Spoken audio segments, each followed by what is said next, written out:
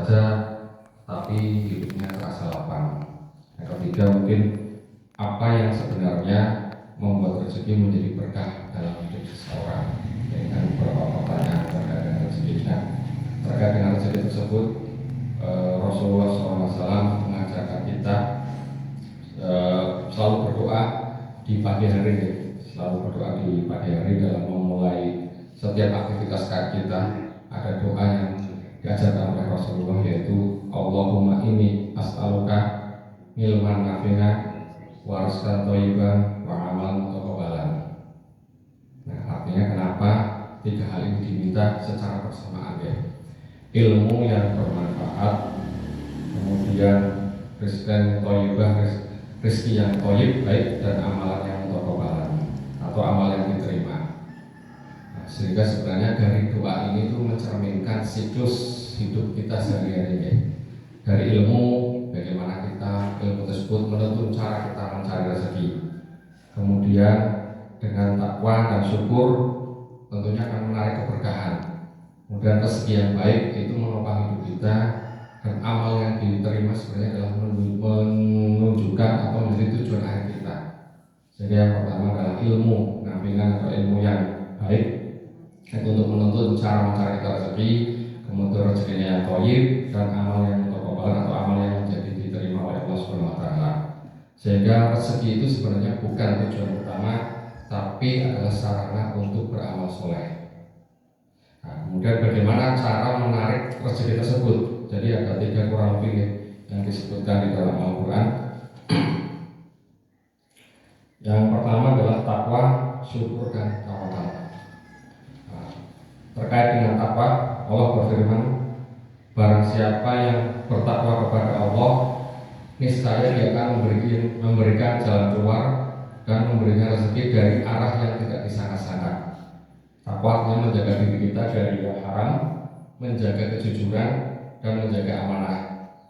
Kadang rezeki tersebut terasa sempit bukan karena usahanya, tetapi karena ada yang perlu diperbaiki dalam takwa kita. Kedua adalah tentang syukur. Allah berjanji dalam surat Ibrahim, jika kalian bersyukur pasti aku tambahkan. Sehingga syukur itu sebenarnya bukan hanya diucapkan, tapi bagaimana kita menerima nikmat dengan hati lapang, kemudian tidak mengeluh secara berlebihan, dan menggunakan nikmat tersebut untuk kebaikan. Semakin seseorang bersyukur, semakin Allah tambahkan keberkahan dalam hidupnya. Jadi tadi udah takwa, syukur, dan terakhir adalah tawakal. Rasulullah SAW bersabda, seandainya kalian bertawakal kepada Allah dengan sebenar-benar tawakal, niscaya Allah akan memberi kalian rezeki sebagaimana Dia memberi rezeki kepada burung. Ia pergi pagi dalam keadaan lapar dan pulang sore dalam keadaan kenyang. Jadi burung tetap terbang mencari makan, artinya tetap berusaha, dan hatinya penuh dengan tawakal kepada Allah. Jadi tawakal, takwa, syukur, dan tawakal. Nah, kemudian ini ada kisahnya, kisah terkait dengan rezeki datangnya dari dan tidak terduga-duga itu. Alkisah seorang ulama besar, yaitu Ahmad bin Hanbal.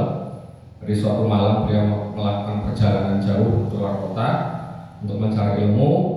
Ketika tiba di sebuah kota, beliau sudah malam, dan beliau ingin beristirahat di masjid.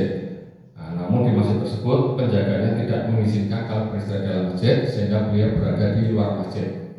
Nah, ketika beliau duduk di teras masjid, datanglah tukang roti yang rumahnya kebetulan dekat dengan masjid tersebut, dan mempersilahkan ulama ini, Ahmad bin Hanbal ini, untuk menginap di rumahnya. Padahal tukang roti ini sebenarnya nggak tahu nih kalau dia adalah ulama besar. Nah, pada malam harinya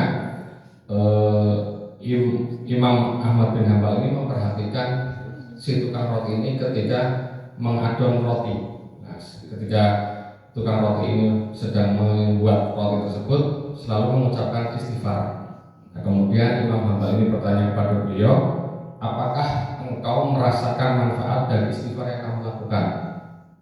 Jadi tukang roti tersebut menjawab, semua doa saya hampir selalu dikabulkan oleh Allah kecuali satu.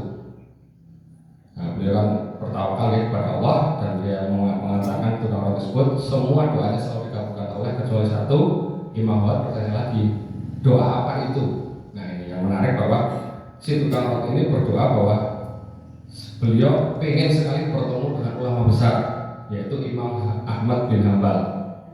Nah, padahal Imam Ahmad bin Hambal sedang berbicara dengan beliau tukang rotinya nggak tahu. Dan Imam Hambal tersenyum dan berkata, ketahuilah Allah bukan hanya mengabulkan doamu, Allah bahkan mendatangkan Imam Ahmad ke rumahmu.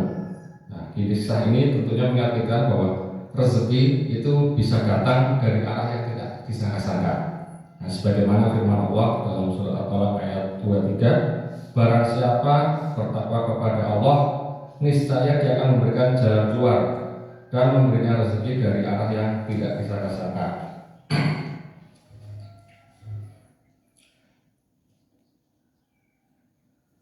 Jadi kesimpulan dari apa yang saya sampaikan, yang pertama bahwa semua itu adalah bagian dari ikhtiar dari mencari rezeki. Kemudian tetapi jangan lupa bahwa rezeki bukan hanya ditarik dari usaha semata, tetapi dengan hati yang dekat dengan Allah, yaitu melalui takwa, syukur dan tawakal. Demikian apa yang dapat kami sampaikan, kurang lebihnya mohon maaf. Wabillahi taufiq wal hidayah.